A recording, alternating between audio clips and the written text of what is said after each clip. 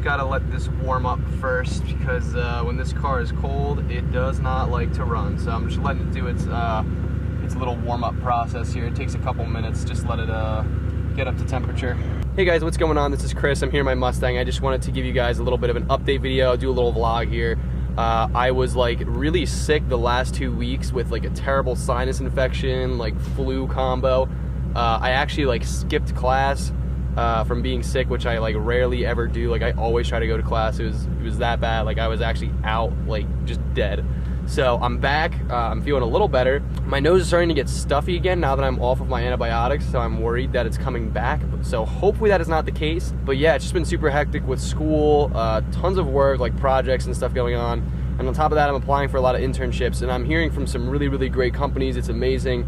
But you know, like obviously I'm nervous about that, and it's like hectic trying to juggle all this stuff together. So it really is crazy. I didn't think this year would be that difficult, like especially because I'm doing only like 15 credits this semester. I figured it would be like a nice, like just smooth, easygoing, you know, semester.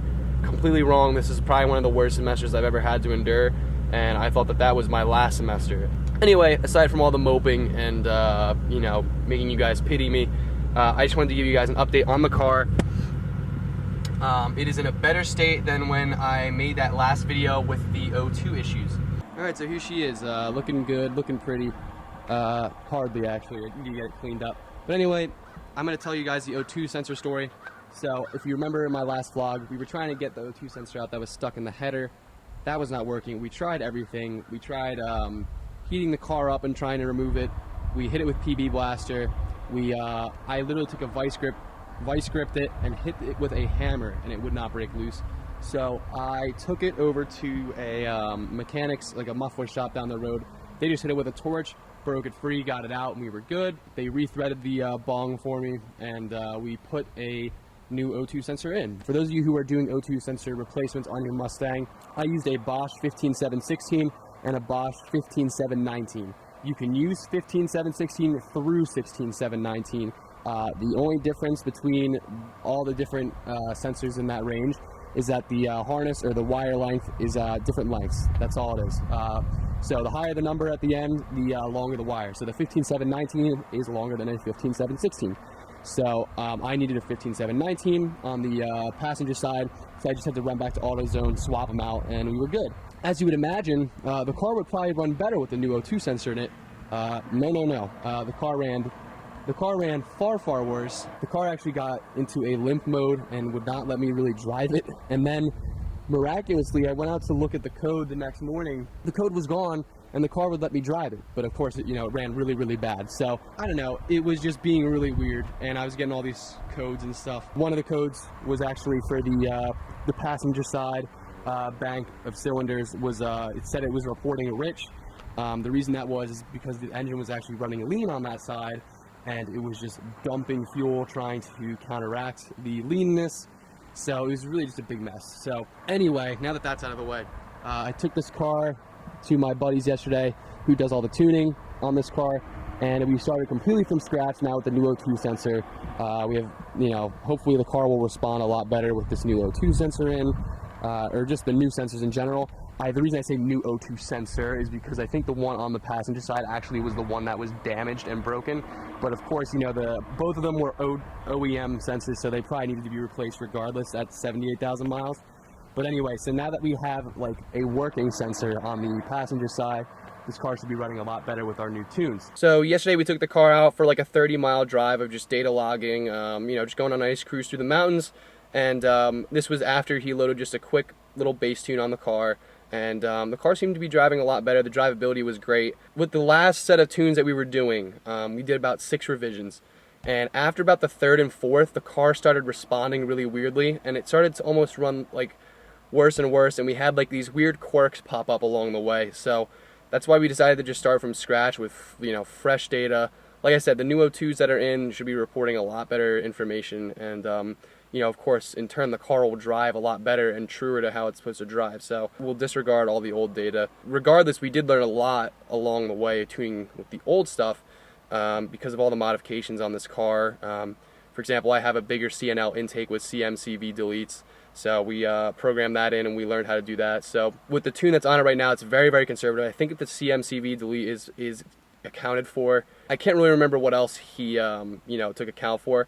I know the math housing is not taken into account for yet. I have a bigger math housing, and that once that gets dialed in, the car will be way, way, way better. Right now the car is running just a little bit lean, so once we take into account the math housing, the car will be running probably much, much better.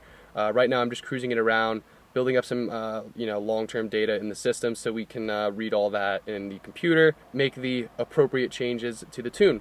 And hopefully tune revision 2 will be even better than this one, because right now the car's drivability is really good. I can actually drive it around. I haven't been driving it for weeks because it's just been so bad, and you don't want to drive a car when it's running poorly or not tuned accordingly. It's not right to do to the car, and you could cause a lot of damage. So for those of you who haven't watched these videos before, I talked about a little bit about my friend who does the tuning. He has done internships with John Deere and Ford for powertrain diagnostics, and he knows like endless amounts of information about these cars and how to tune and all that stuff. It's insane.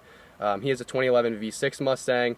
He tuned that when it was naturally aspirated, and he just bought a Pro Charger for it, and he Pro Charged it and tuned it successfully. The car is running like a beast, he says. I haven't been in it yet. I really, really want to get a video of it and take a ride in it. So hopefully we can do that and have some fun with that. But yeah, so this car, being naturally aspirated, is giving just tons and tons of issues. So hopefully it will play nice this time and cooperate, and we can get it healthy and running strong again. And then after that, I just gotta get the new rear differential. Thinking of buying a complete rear axle out of a crashed car for like $600 or $800 and just swapping the whole axle, because my right rear wheel bearing is all messed up, and this diff is just shot. Like, being quoted like $2,000 just to fix the differential is insane. If I can get an entire rear axle with low mileage on it and just swap it in. So I don't have the tools or the knowledge to do that though, so I don't really feel like being a burden and like asking all my friends to help me out and like loan tools and all that. It's just kind of a hassle. So I'll see what route I take. It is what it is. It has to get done, so we'll get it done. Also tonight we have a PSU Car Club meet over at the Law Building every Friday at 5. Law Building meets at PSU, so come on out if you're a Penn State student and you're into cars, or if you have a car, bring it out. If you don't have a car, just come along. Take a look at all the cars, meet some people. I'll be there. You can meet me if you haven't met me yet. Yeah, I'll be there tonight, probably taking videos of some of the cars there, just to meet and just being a bunch of goofballs like we usually do. And I believe this weekend I'm supposed to be filming my buddy's CLS 63 AMG, which is insane. You saw it in probably like a 20-second video I made of it just doing a launch control. So I'm excited to do a nice feature on that. It'll be sort of like the M235 and the Dodge Challenger videos. It'll just be like a feature video. So we'll do that. And I mean, if he's down for it, maybe we could do like a review or something like that a little later. But yeah, and then I think I'm going to be going home in a few weekends and doing Porsche reviews again, so that's always fun. Love my guys over at Porsche. They take care of me pretty well. So I'm excited to get behind the wheel of some 911s, maybe an Audi R8, something like that. That'd be very, very fun. Have not driven an Audi R8 before. It's like a dream car of mine to drive, so I really, really, really hope that that is the case this weekend. So we'll see what happens.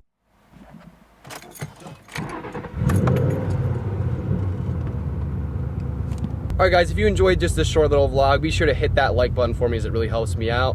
If you haven't already, subscribe to my channel for more awesome videos. I do tons of videos on all sorts of cars. I have this Mustang.